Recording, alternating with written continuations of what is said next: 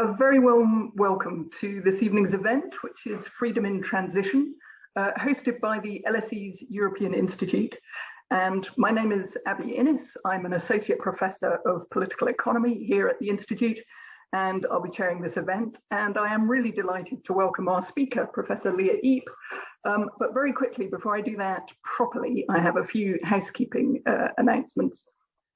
For those Twitter users in the audience, the hashtag for today's event is LSE Transition, and this event is being recorded, and we hope to make the event available as a podcast, assuming we have no major technical difficulties on the way. So to our speaker, Lea Ypi is Professor in Political Theory in the LSE's Government Department, and she's also an Adjunct Associate Professor in Philosophy at the Research School of Social Sciences, Australian National University. And Lea is a normative political theorist, so she's an expert on democratic theory, theories of justice, including on issues of migration and territorial rights. She's also, and that's obviously of particular relevance and interest for us today, an expert on Marxism and critical theory, and also on Enlightenment political theory, not least the writings of Immanuel Kant. And again, we are going to come back to Kant later. Lea's done a really wonderful and very unusual, and I think very brave thing for an academic, which is that she has stepped outside from behind the veil of sort of disinterested, impersonal analysis to write a really astonishing and touching memoir of growing up in the last years of Albanian communism and living through the very considerable shocks of the market transition, the transition supposedly to supposedly self-regulating free markets. And the book is called Free, Coming of Age at the End of History. So what we're going to do today is explore some of the observations and insights that really pour from the pages of this wonderful book. To do this, Lea is going to start by introducing the book, and I'm going to ask her just a few of the questions that came to me as I had the pleasure of reading it. But then in the sort of last third half of this session, what we'd really like to do is open this up to a Q&A for you, the audience. So can you please use the Q&A feature at the bottom of your screen? And I'm going to pose as many of those questions as we have time for. Also, please do let us know your affiliation, your name and your affiliation, if you're happy to attach that to your question. That option should be available pretty much from the beginning. So yeah, think of your questions and do send them to us. But let's begin by handing over to Lea, who's going to introduce the book for us. Great, thank you very much. Thank you everyone for joining and for hosting me. So the larger philosophical theme that animates the book is the idea of freedom. And what I try to do is to explain what individual agency and responsibility look like when there are larger social constraints and structures of power that inhibit that individual agency.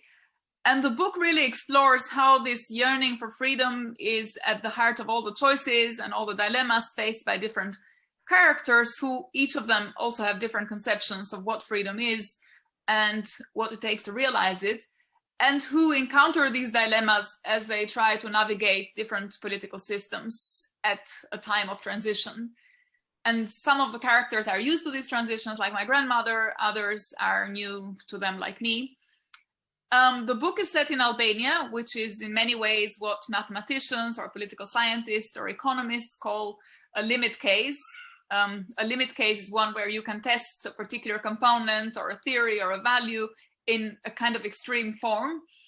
And so Albania is a limit because one sees how these ideas of freedom shape lives in different political systems, in state socialism and capitalist liberalism, which are both often presented as rivals to each other and have a different ethos and different sets of values and different sets of disillusionments. And the book is written from the point of view of a young girl who is making this transition also from childhood to adulthood. And so it's a coming of age story. And it's a coming of age story whose main character's personal, cognitive, and also emotional evolution coincide with the evolution or the revolution of her country from one political system to the other. And it's a coming of age story, both for the individual and for the country. And in both cases, it's a relatively traumatic coming of age story. In the personal case, it's dramatic because we tend to learn ideas of freedom and responsibility subject to the social environment in which we grow up. But in this case, these two different sides of influence, so the family on the one hand and the state on the other, are in contrast with each other. Because the character that is me grows up in this dissident family without knowing it, and so is equally subjected to the power and influence of the state on the one hand and of the family in the other. And so on the one hand, she is told to be a good citizen, as a good pioneer, but also doesn't know that her great-grandfather is a fascist who was personally responsible for handing the sovereignty of Albania to Italian occupiers during the Second World War, which then means that this period of Albanian history has a particular legacy on the family. She doesn't know that her grandfather is even a political prisoner for 15 years, or that her mother comes from bourgeois property-owning family. And so, and of course, in every society that is divided by class, whether it's socialism or liberalism, which social class you come from shapes the opportunities that you have in the future. And in this case, it's extreme because these influences bring in different directions. And so that's why in the book, there isn't a unified interpretation of the purposes and of the motives of different characters, but rather an effort to show how these different stories shape the self-understanding of someone who grows up in a context where these different things go on at once, and also shapes her understanding of what is freedom and how should one think of it in different political systems, which is the larger story that I try to tell in the book. And of course, more generally, in the book, there's different characters, each of which has a different idea of freedom. So my mother has what you might call a classical liberal idea of freedom, a negative freedoms. You are free to the extent that nobody stops you from doing certain things like traveling or dressing in a certain ways or saying certain things in public. And this animates all her struggles in the book. And it also animates the struggles of the country to emerge from state socialism and to embrace this idea of liberal negative freedom.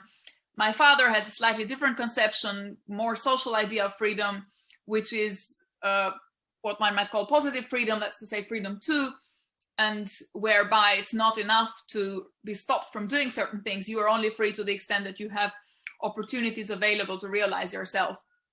And his dilemmas become particularly relevant in the second part of the book, which is about liberalism, and where he's in a position of having to make decisions that affect other people and often also their opportunities for freedom, which gives him a set of dilemmas that are very difficult for him.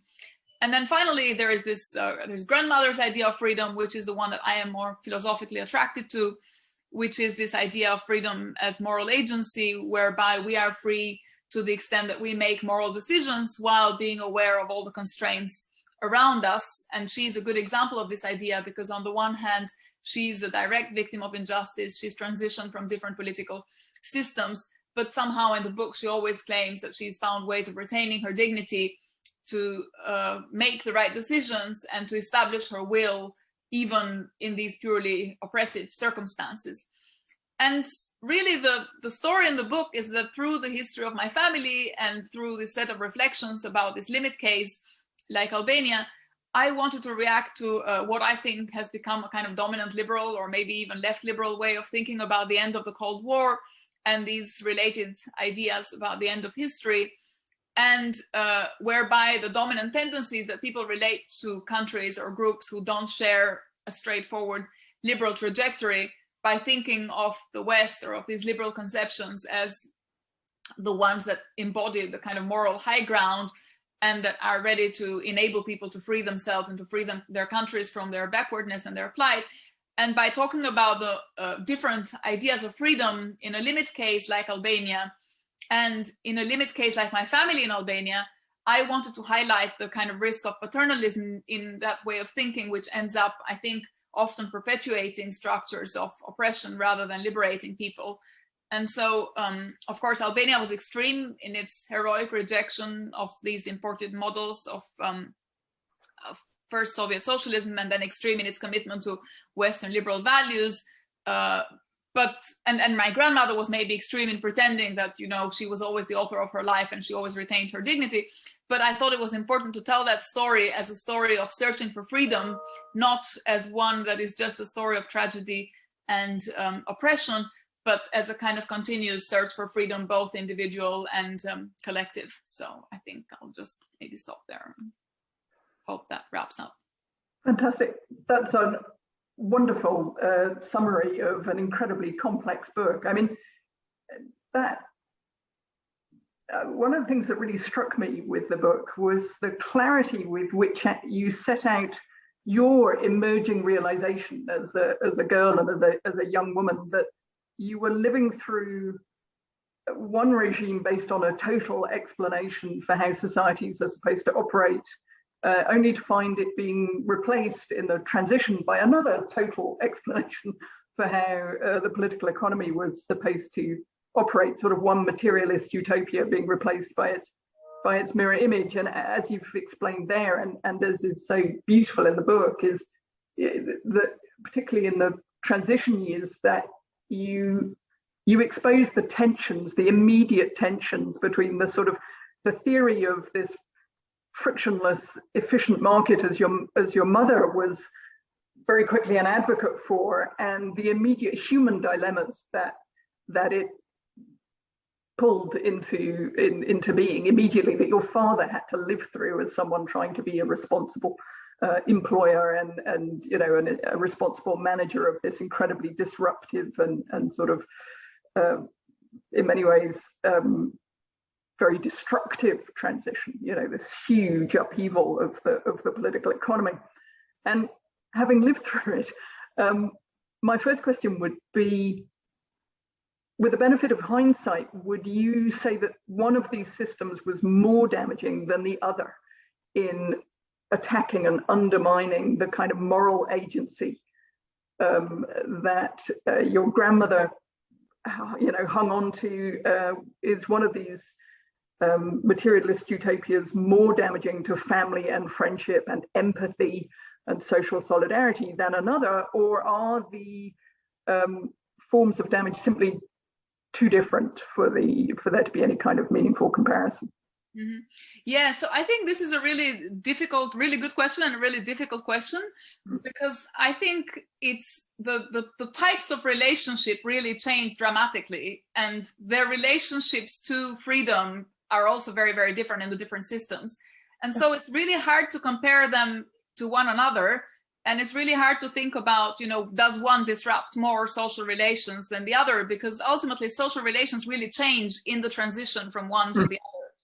And the other reason it's also difficult, I think it's because you're analyzing two very different kinds of oppression. On the one hand, you have a kind of oppression by an agent.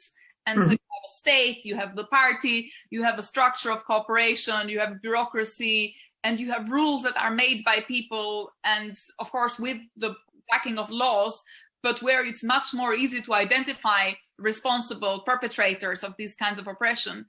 And in the other one, it's a very difficult and very different kind of oppression, because it's much more anonymous and perhaps equally pervasive, but it's really hard to identify who is actually responsible for the kinds of unfreedom. So while in the case of a violation of negative freedom, you have a law that tells you, you know, if you do this, you'll end up in prison, and you know who puts you in prison, and you know who's directly responsible for curtailing your freedom. Yes, you can. Yeah. Sorry, it's here. Sorry, my son is just here asking for the iPad. So on the one hand, you have this kind of immediate responsibility for curtailing freedom. And in the other one, in the other system, there isn't a rule. There isn't anyone that says, you know, you're no longer free or you can't do this. In principle, you're free to do everything. And in principle, you have access to everything. But in the way in which societal interactions operate, and in this chain of complicity, compliance, anonymous, sort of unintended consequences of anonymous transactions, there are these different forms of unfreedom that are generated, and where the costs and the externalities often fall on impersonal actors. So it's the market, or it's the transition, or it's kind of this general move. So I'd say it's really hard. I mean, on the one hand, I think it's fair to say that one of the things that I reflect in the book on is the loss of, to go back to this theme of trust and solidarity that you mentioned, is the loss of trust and solidarity and these kind of neighborly relationships of coming to help each other and, you know, going and asking someone for something when you didn't have it, which was very common in communist Albania, which clearly disappeared afterwards. And of course, on the one hand, that's a kind of solidarity in hardship, but also it's a solidarity that happens against the background of a very deep level of suspicion also towards neighbors and friends and people because of all the system of spying and the secret police and the pervasiveness of the controlling apparatus. And so it's a very weird combination of, on the one hand, relying on friends and neighbors and cousins and relatives for everything, but on the other hand, suspecting everyone of everything as well. And this is the second theme, I think, has been much more present in discussions around Eastern Europe and the transition and so on. But the first one, which everybody acknowledges, is really hard to explain how these two can coexist, how this level of kind of deep suspicion can coexist. And in the second, the second part, the post-1990, I think what's really interesting to reflect on is this opening up to outsiders. And so you were this society that was completely shut, completely isolated, cut off completely from the West, and idealizing in many ways what was going on in the West, and then opening up with a very quick succession of events, and then being very trustful of the West precisely because of this weird dynamic of replacing suspicion with complete trust. And so you go from a paranoid state that tells you everybody outside Albania is an enemy to saying everybody outside Albania is a kind of authority who in some ways knows better than locals what needs to be done. And that's the dynamic of trust is very strange and very different, because then people trust the experts and trust the outsiders and trust the foreigners. And in some ways they trust too much, because they trust them in the advice that they give, in the policies that they prescribe, without having the courage to say, actually, this is something that the locals know better, or this is something where the line should be drawn. Or so there's this kind of strange combination again of very deep trust, but which sometimes backfires. And I think one of the really fascinating things about that, not just in Albania, but in the region as a whole in the 90s and indeed in the West with Thatcherism and Reaganism, was the kind of naturalistic fallacy around the arguments for radical free markets. It's a very ahistorical, dehistoricized rendition of how markets will work, that they are the natural, predetermined law of nature almost. And so there's this rather intense irony in coming from a system of, you know, Marxist-Leninist thought that thinks in terms of predetermined laws of economic motion, and rejecting those as constructed and engineered and misconceived. Only to then be advised, not just by the West, but by, there were conversations between the USSR and the West right through the Cold War between economists, neoclassical economists and Soviet economists, about how you could reform the Soviet system, and ultimately the reformers in these systems giving up and saying, no, we have to go with a really kind of radical version of free market economics. But the language of it, as you say, the kind of popular language of it, this is common sense. Mm-hmm. This is a return to nature. Yeah.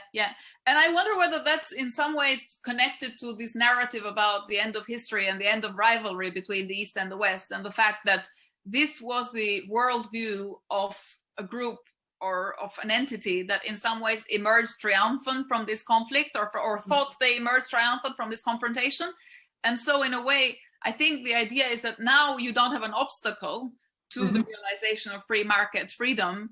There's no reason why the free markets shouldn't work the way in which they're supposed to work in the ideal, because the real obstacles aren't there anymore.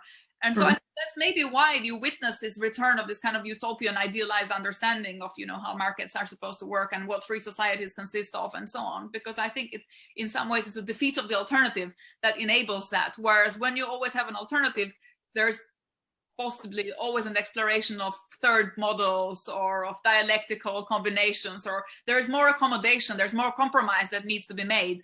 And when the alternative is just not there anymore, not even in theory, because it's just been defeated, and you have this very simple argument that it's been defeated, then you can return to the uncompromising stance, and you can return to that kind of purity of the neoliberal worldview, which is ultimately what ended up happening and what came back to these societies. And it came back in that form, I think, because of this outcome of this struggle.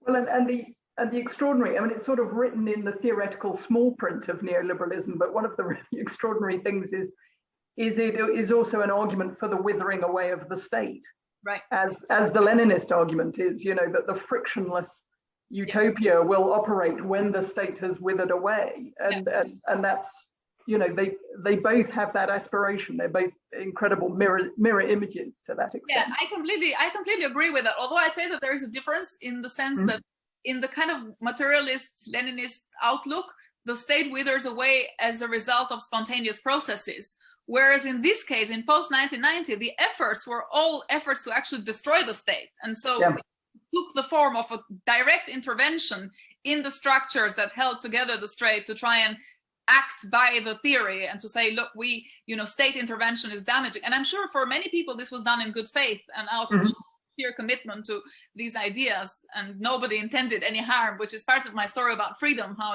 and unfreedom in a way, how these constraints on freedom emerge not because anyone wants to be bad or wants to hinder other people or wants to prevent them from being free. It's just that they commit to this worldview, the result of which is that the costs have to be borne. And this is why I think there's also this parallel with the story about transition that was told in communist Albania, that there's these costs of transition and we all need to absorb them and make sacrifices. And now we make sacrifices as well. It's just that the story has changed and the utopia is slightly different. And again, extraordinarily dehistoricized in the sense that there's no discussion of the developmental state, which has played a pivotal role in real emerging markets and in the evolution of capitalism. That modern advanced liberal democratic capitalism didn't emerge in the absence of the state. And so this, as you say, this deconstruction of the state is only going to work if there is some transcendental, metaphysical, predetermined economic reality that will bring the market into creation simply by force of its own logic and sort of efficiency. So it's an extraordinary to think how different these transitions would have been had they occurred in the 60s or the 70s, for example, had there been a different dominant orthodoxy at the time. I mean, this actually gets us to Kant, and I'll try and sort of explain why. It's worth pointing out that most academics would be absolutely thrilled to publish one book within the space of several years, and Lea completed the heroic feat of publishing 2 last year. So not just this beautiful memoir, but also a monograph on Kant called The Architectonic of Reason. And bear with me, this is why I'm sort of introducing this into a discussion about free. Architectonic explores 3 questions raised in Kant's first critique, namely, what can I know, what should I do, and what may I hope? And if you've read Free, you'll understand why it brings me to the next question, which is how influential, Lea, do you think the experiences you relate in the book are to you becoming a Kantian?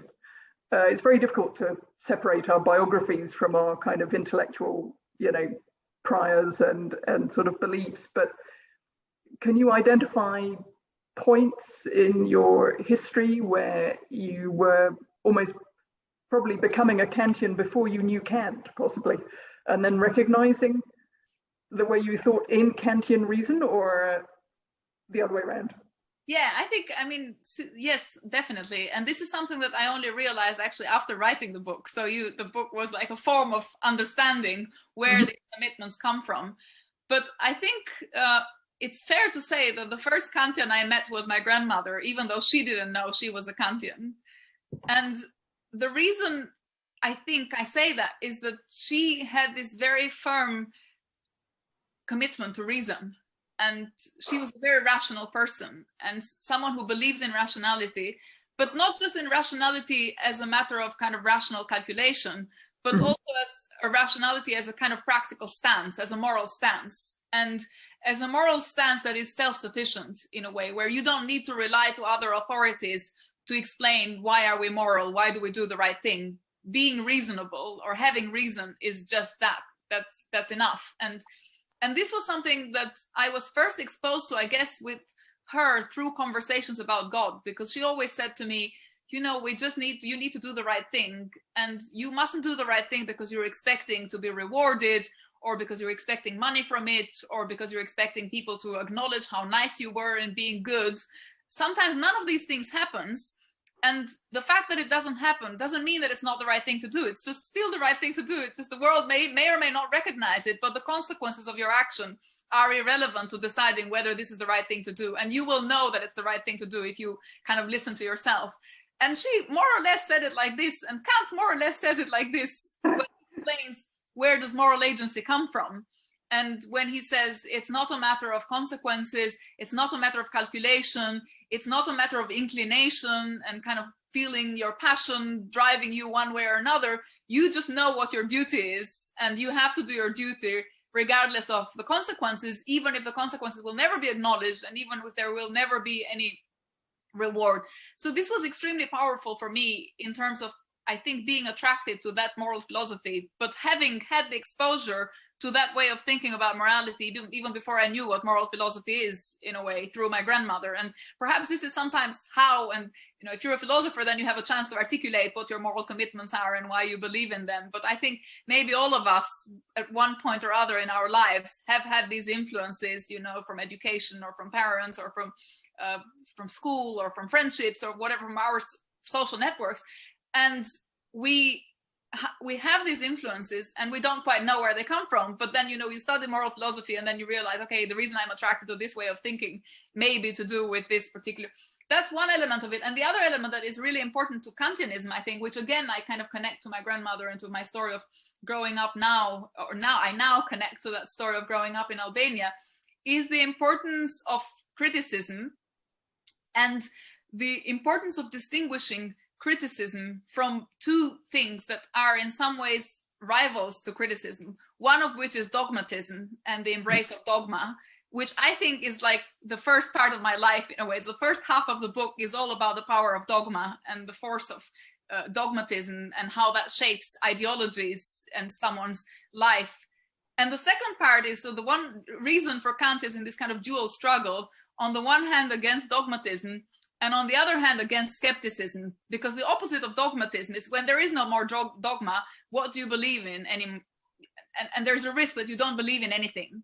Mm-hmm. So skepticism is this kind of philosophical alternative to dogmatism, and Kant is equally firm in his rejection of skepticism, because he thinks that we also need a foundation for morality and for moral action, and skepticism isn't enough and can't give us that. And so then you have this reason that is in this dual fight against dogmatism on the one hand and skepticism on the other. And sometimes when I think about the second half, and often also experiences of my friends growing up in Eastern Europe in the transition after 1990, I think again skepticism is a very pervasive state of mind, because you've abandoned this world with this kind of belief in socialism and freedom and all the good things, and you're in this other world where you're asked to make compromises. You see things aren't quite working. You see that there isn't really an alternative to go back to that idea to go back to what you had, but you also can't think of anything better. And so I think we're all in this kind of state of disbelief about the world, and in this general skepticism about everything, you know, political theories and worldviews and political agents and so on. And I think that's also not a great predicament to be in a way, because it can also be paralyzing, and it can fuel negative attitudes towards politics. It can fuel cynicism. It can fuel a certain indifference, and again, that doesn't really help, doesn't contribute to solve problem. So I think my grandmother again was not a dogmatic, and she was not a skeptic either. She always said you have to believe in something, and this was something that I then recognized in Kant as well afterwards. This necessity of embracing reason and doubt, and finding that doubt can be a source of strength, and that we don't need to be afraid of being doubtful and critical, but that in fact we can build from that criticism. I mean, that's fascinating, because it actually it actually gets to your work with your husband and my colleague, Jonathan White, Professor Jonathan White, on partisanship as well in some ways. So, and forgive me, this is going to be a political economist terrible reading of philosophy, right? So correct me here. But so if my understanding of the Kantian philosophy of knowledge is kind of remotely right, part of what he's arguing is in this argument against dogmatism, is that we can never know enough about the way the world works to understand how we got here. There's no Archimedean point where you can stand and sort of understand the totality of the world that allows you to then know sort of exactly what you should do next. And so it seems to me that a politics that could operate with that kind of fundamental intellectual humility, that accepted the limits of human reason, would never be so tempted by the materialist utopias that we're talking about, would have that sort of epistemological unease about the idea that anyone, whether Lenin or Milton Friedman, could have such a complete knowledge of some distinct economic metaphysics that governs society. So we'd be less likely to discount our present suffering for the name of these kind of existential rules. The trouble is, it's quite hard to sell humility as a political proposition. You compare it to the combat tasks and the heroism of the great schemes, whether it's Soviet socialism or neoliberalism, the idea that you're going to sort of transform society and make it completely efficient. So how do you think that's fed into your writing about partisanship? Because part of what strikes me listening to you is that there's a deep mental relaxation in either position, in either deciding that we know the way the world works and we're very dogmatic about a particular ideology, or we have no clue. Both of those positions are easier than what Koshakovsky talked about when he talked about the need to stare at the metaphysical horror of not knowing how society really works. So where does partisanship come in? How do you solve these things? So I think it's ultimately about democracy, and the fact that I think democracy is a kind of self-correcting practice. And this is maybe the link also with the Kantian reason that I was talking about, this kind of dual struggle against both dogmatism and skepticism, which is sort of reason's stance in the world, is basically to realize that you are equally likely you can produce these ideas and these theories that history shows to be wrong, but it's also important to keep producing projects that take us forward. And so there is I think there is still a teleology in Kant's philosophy, which is important to me, but the way it should be understood is not as a teleology of nature. It's not a teleology of, things are just this way and they've always been this way and we need to believe in this force other than human reason, but it's a kind of effort to understand how reason engages with the material world in its history, and then particularly political practices, institutional practices emerge, which contain both limitations, but also ways of learning from them, and which contain also insights that might be useful in the future. And so I think the criticism really, or rather from a Kantian perspective, the problem is not so much with ideals as such. I think the problem is with ahistorical ideals, with ideals that are just kind of connected in this very trivial and very superficial and very dry way to human nature, without thinking through this historical process through which human nature has to go to realize and to understand itself, both as a source of error, as I say, but also as a source of potentially visions for the future. And the way these learning processes, I think, operate politically, and the way in which they can become parts of institutions, is through democratic exercise, through democratic agency. There is no other way. You need to enable voices to be articulated in the public sphere, to be part of politics. And it's only once they're part of politics, and once we've identified the mechanisms through which they can be part of politics, then democracy becomes this kind of reason in action, reason in practice. And so for me, the connection with the partisanship book is that partisanship, or political parties, are one kind of agent that we have identified in modernity as connecting the individual to the collective, the state, the public sphere. So that one way of connecting kind of private concerns and conceptions of the good to visions for the transformation of society that can be in principle articulated in the public sphere. And so they're really important intermediaries of democracy, and they're really important in enabling us to see democracy in practice. And of course, this is also very ideal because, as a matter of course, parties often don't operate like that.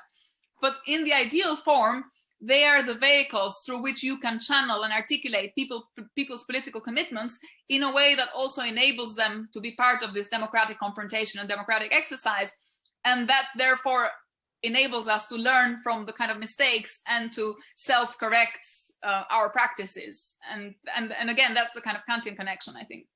What's fascinating about that is it's such a powerful argument, and not one you hear enough. I think the idea that one of the virtues of democracy is it lets us learn from our failures. It lets us learn from our mistakes rather than it being a kind of a battleground of unsafe certainties. Actually, it's very different. What you're saying is in an evolving and uncertain world.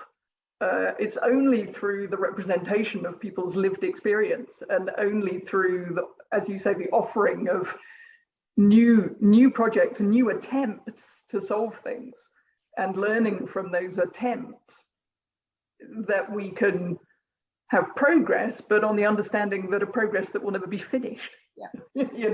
There's no point of arrival. And I think that's one of the peculiar features of the great materialist utopias, again, is that they're so Judeo-Christian in their idea that there is some arrival, that there is some sort of Edenic point, some Elysium where when everything is resolved, then you get this kind of homeostatic world where conflict is gone. It's sort of prelapsarian way of thinking about society.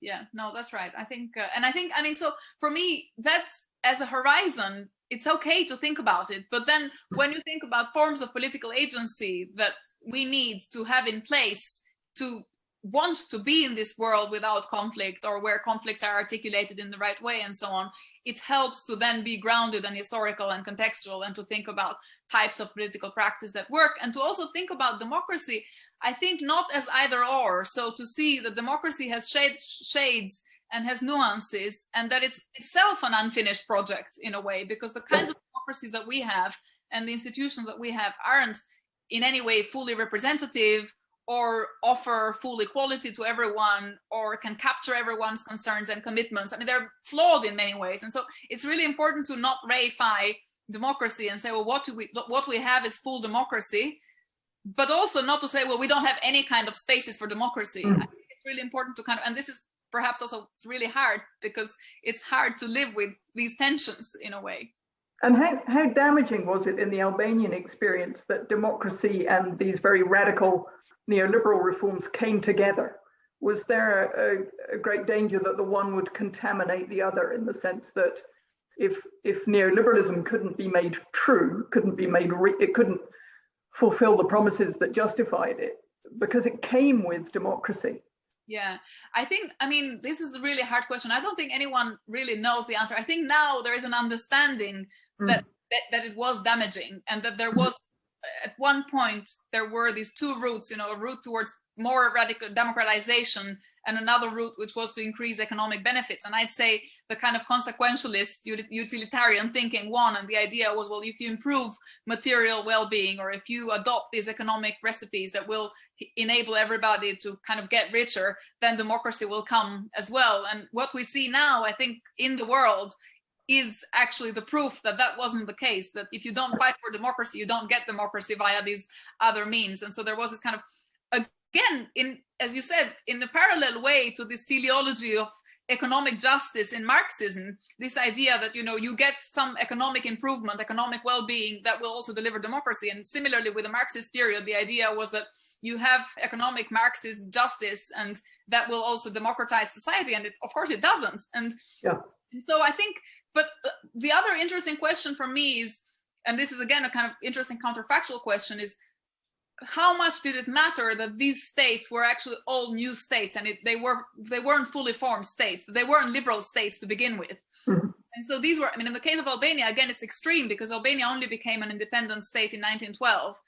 And then it became a socialist state in 1946. So effectively it had existed as a state for not very long before that. And that was, you know, with the Second World War, and before that with various protectorates from great powers and so on. So you have a country that's kind of shaped by the great powers, has never really been democracy, never been a liberal democracy either. Mm-hmm. And then suddenly becomes kind of a communist society and a socialist society. And for me, the bar is so high, and that it's hard to see how the discourse is only limited to post-1990. You have to think about the kind of longer historical trajectory of these countries and how they became states, and how this transition from socialism to liberalism, capitalism, was also part of their state building and state formation, which I think is still happening now. I mean, they're not fully formed states either. So. And I think it was a hugely underestimated part of the transition literature and period in the 1990s that just forgot that Western Europe had established all of its democratic institutions under a completely different orthodoxy. Exactly, yeah. Right? So under Keynesianism or ordoliberalism or dirigism in France, they all had a developmental state, yeah, as they were also developing their, you know, or renewing or establishing after the Second World War, their, you know, deep democratic institutions, so they could build those through 30 years of tremendous growth and stability. So when neoliberalism came, it came to countries that had this huge institutional resilience. Yeah, yeah. And this is a completely different story in Central Europe, where you're trying to do everything simultaneously in the hardest possible conditions. Yeah, so I think that the history of these countries in delivering, you know, shock therapy and structural reforms and so on, I feel the history was completely erased. People just forgot about it. You know, like, what kind of countries were they? What kind of background did they have? What kind of institutional development had they had up to that point? And that was, I think, really difficult and really what complicated things. Well, and I think part of that is an artifact of the fact that the neoclassical economics that brings forward all these ideas is axiomatic deductive, right? It exists in a world, those theories exist in a world that is sociologically flat, right? It's year zero at the beginning of these models, and then these models become the basis of policy, and you see the consequences of that. I need to stop because I could carry on asking you questions for hours, but I'm going to break the promise to the audience if I do that. So let me turn to a question from Sam Huntington, who is a student actually in the European Institute. And he says, as Abby alluded to, today the word freedom seems most often to be invoked by the economic right. Do you think this usage is something the left should be pushing back on? And if so, how might you suggest trying to reframe or reclaim this word in sort of mainstream political discourse? Yeah, great. So very much so. I'm very committed to this idea that freedom isn't just for the right. And in fact, what I think is important is to understand that socialist theories emerge in parallel in some ways to liberal theories. They're both theories of modernity that start with the liberal promise of freedom and say, look, actually the liberal society doesn't realize all the freedoms that it promises to bring. And the beginnings of this discussion around the freedom of the bourgeois and the freedom of the citoyen is exactly that. The liberal society, the French Revolution, promises freedom for everyone, but actually what it does is just brings freedom to a particular social class, and namely to the wealthy or the capitalists or however you want to call it. And these opportunities for freedom, by being unequally distributed, mean that freedom as such is effectively not realized.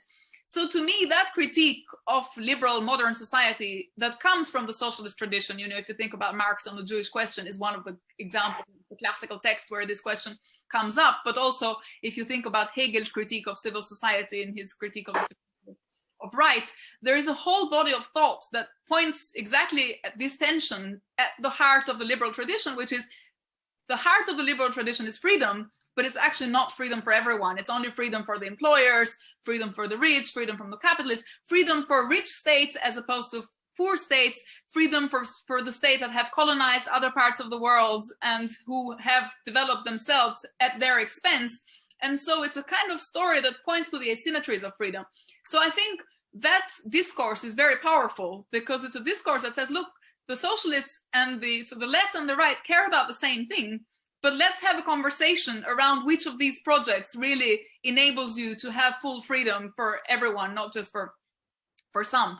And again, that's why democracy is really important, because if you have the sites of democratic contestation, and if these sites of democratic contestation work as they should, then these projects can be articulated and can confront each other in the public sphere, and then you can make the argument, and then it's the, Habermas calls this the force of the better argument. In a way, you can have the sites that enable you to make these claims based on freedom, and then it's not a question of the right defends freedom, the left defends equality, or something like that. It's about a concern that we all have, that is a reasonable and a rational concern to have, and then you can have a confrontation, so you can have a discussion.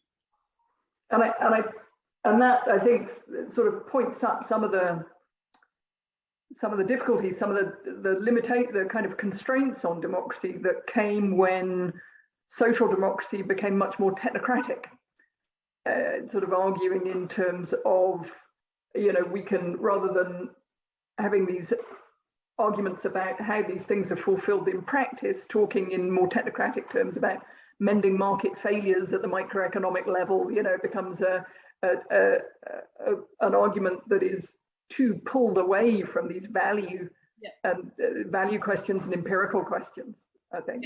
Yeah.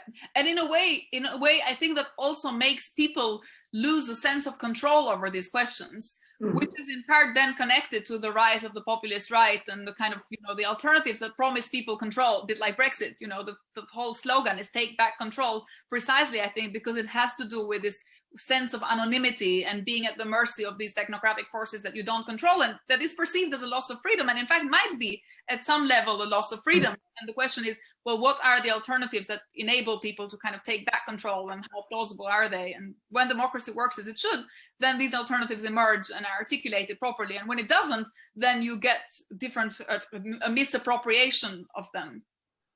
Well, and I think the skepticism that you were talking about earlier can degrade so easily and naturally into fatalism, a sense that, having lived with these sort of pseudosciences that keep failing to deliver on their promises, then at what point does, for a reasoning person, does their skepticism, their watchful skepticism simply become fatalism and a sense of being washed out of this picture altogether?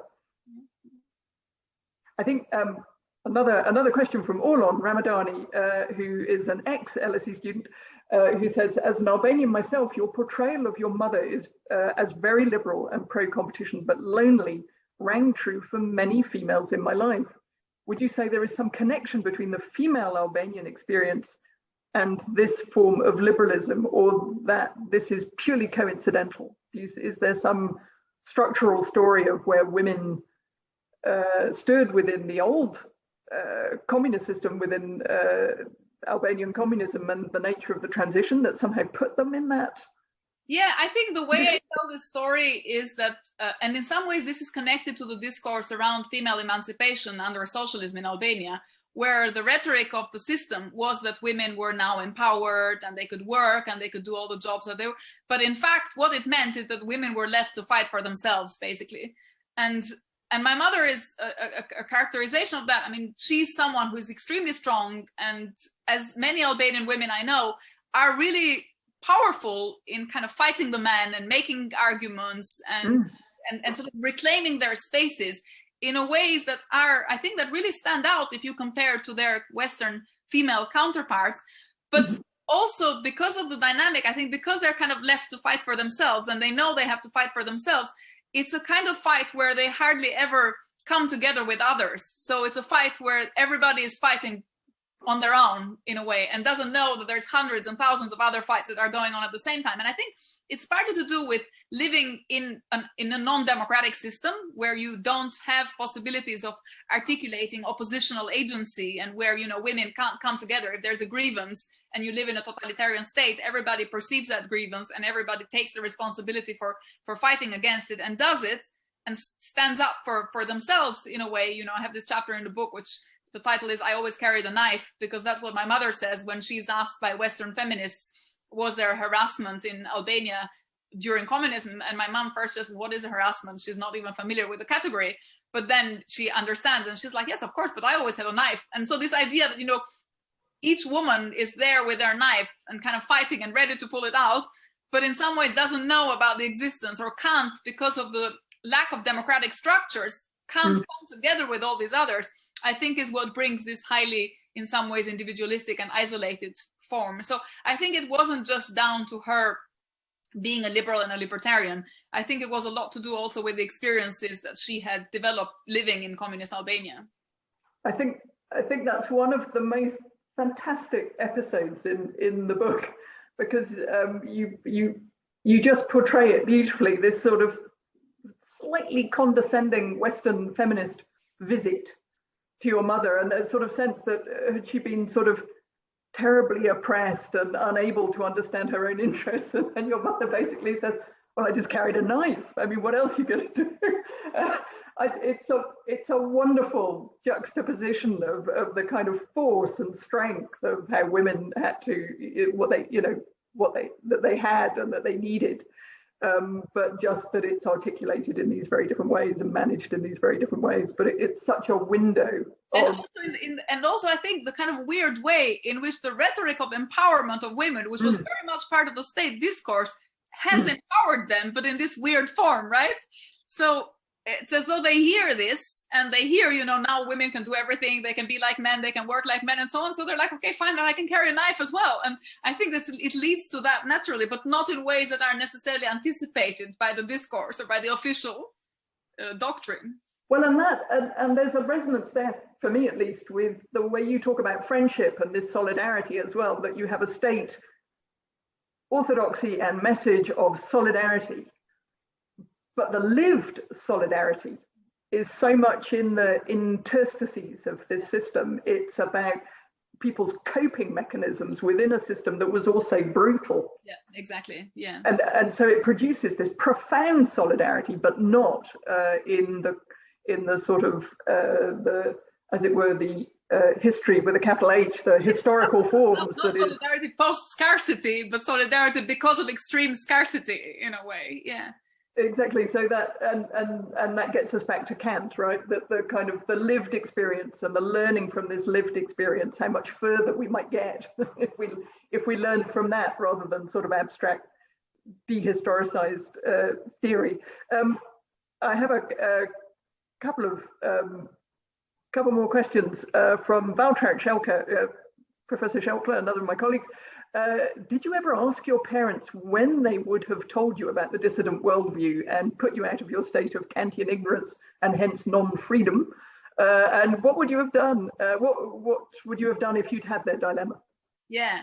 So I this is a question I've asked myself for a long time and asked them as well. They say that they didn't think that it would have been needed, that they think that at some point you reach maturity, and reaching maturity is understanding the dogmas in which you live in a way. And so they always said to me, we had to tell you because things changed and you just were confused and you weren't understanding and so on. But if you had been just a little bit older, you would have figured it out for yourself, because you wouldn't have been allowed, for example, in the youth communist organization because of the family background, and because my family was this kind of dissident family with a well-known surname. They said they were convinced that I would have had these repercussions, and then eventually feeling the repercussions, I would have worked out everything inductively myself without them needing to tell me anything, and just confirming things that I discovered by myself. And so, and for me, this is actually one of the biggest questions I have, because my experience in these first early years was one of complete conformity, and nobody did anything to stop me from conforming, not the school, not my family, not. So everything was going to plan the way in which they went for every other communist pioneer and communist youth organization member. So, and yet it was stopped by events at some point, this process of kind of gradual commitment to the party and to the state. But I think people eventually realized, and this is the experience I hear from, and this another question sometimes I get asked is, do you think, what would you have been if the state had not changed? And I think I would have been a dissident just like my parents were, and would have probably been of the generation of people who hate Marx, hate anything to do with socialist theory or practice, and have no curiosity, just resentment and kind of this deep hatred for everything that reminds them of this brutality that they've lived through. And I think because in my case I was a child and it was tempered, I don't have this sense of deep resentment and deep hatred for everyone, and almost like a vindicative instinct that other people have who have lived through much harsher circumstances. So yeah, in some ways, I think it was good. It was bad because I discovered in this way, but it was also good perhaps because I think it made me less vehemently opposed to everything that kind of came. And in this, I think it gave me a slightly different way of being open to the history of the left, to other experiences of the left, to what one might identify as the left in the West, and so more curious about certain things that I think I would have not been curious about. Well, and sort of fascinating that again, there's that kind of underlying Kantian position that your parents, or at least your grandmother, seems to have had, which is, you use the word maturity, that maturity is accepting complexity. Yeah. And their trust that you would have apprehended the complexity. Yeah, and there's another really nice parallel, which again I thought very late recently about, was this Kantian definition of enlightenment is to emerge from your own immaturity and from your own kind of childhood and your way of thinking. And I think, again, in their case, it was exactly that autonomy is not about telling someone this is what you should be, but it's about making them go through processes and experiences in a way that enables them to discover these truths by themselves, and where they can just be helped and oriented when they need to, but nobody actually tells you what to do. There isn't this more paternalistic way of interfering with the discovery of the truth. We have time very quickly for one last question from Karin Vagland, who's a PhD student at Oslo. I would like to hear a little bit about how this book came about. Have you always wanted to publish your personal biographic novel? And did you encounter any ethical dilemmas regarding sharing your family story? No, I have not thought about writing my biography ever. And I also don't think of it, actually, I mean, I know it's my biography because I've written about myself and about my family, but I don't think of it as my biography, because I think it's only interesting to people if it's a life in a context in which they hear things about concepts that they're already interested in, like freedom, and where they sort of explore these themes with someone in context, but the context is only relevant as an exploration of ideas that they're already interested in and kind of concerned by. So I was not thinking of writing my biography. I wanted to write this philosophical book on ideas of freedom in the liberal and in the socialist traditions. And as I was saying in response to the previous question, I was always interested in the overlaps in these two traditions on the conceptions of freedom. And when I started writing this book that was meant to be for the general public, I kept thinking about examples from my life in Albania, and then it became more and more of a literary project. But I have always been interested in literature. So when I was a teenager, I wrote poems and short stories and published them in Albanian. So I always had this kind of author literary streak in me, which went hand in hand with the academic interest. So I think that's what gave then the book the particular shape that it had, was this very strong interest in literature. Well, and I think we have really... The second question, I forgot. So I have part of the reason why every character in the book that is not a member of my family is anonymized to the point of not being recognizable was that I had these dilemmas. And so many of the stories are stories from different characters all put together in one character. So there's heavy dose of fictionalizing in everyone that is not a member of the family. And with my mom and my brother, who are the only ones that were kind of directly being talked about, they read the manuscript, and I gave both of them a pencil and a pen and said, just strike out everything you don't like. And my mom used this very effectively. She's done it. So, maybe at some point in the future, there will be a kind of director's uncut version of the book where you can see what she's taken out. But she did take a lot of stuff out. So in a way, I had this dilemma and I faced this ethical question, and the way I got around it was by asking for their permission and consent, and to let them have a say basically in the book. So fantastic. Thank you, Karin. That's a really wonderful question that, alas, we have to close on. And I think, talking about the ethical dilemmas that you had, we have really benefited from you confronting them and going ahead with this book, because I think it's an incredibly moving and also incredibly enlightening book as a way for people to gain very direct, sort of immediate insight into what these experiences were like, rather than trying to read it through, abstract political theory and political science and these very sort of, as it were, these these academic texts that can be very sort of bleached of the human reality, the sort of the lived experience again of what these transitions were really like. So let me thank Lea enormously for taking the time to talk with us about this. Thank you to the audience. Thank you so much for joining us, and for the people who asked the questions, wonderful questions. I will finish with a quick advertisement. This event is part of a series to celebrate the 30-year anniversary of the European Institute.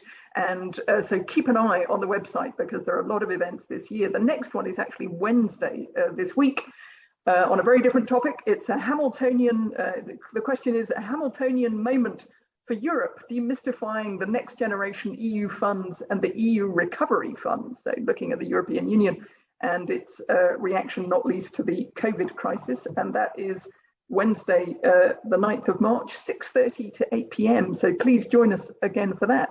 And in the meantime, let me just thank everybody for being here and wish you a very good evening. Thank you. Thank you. Thank you for having me.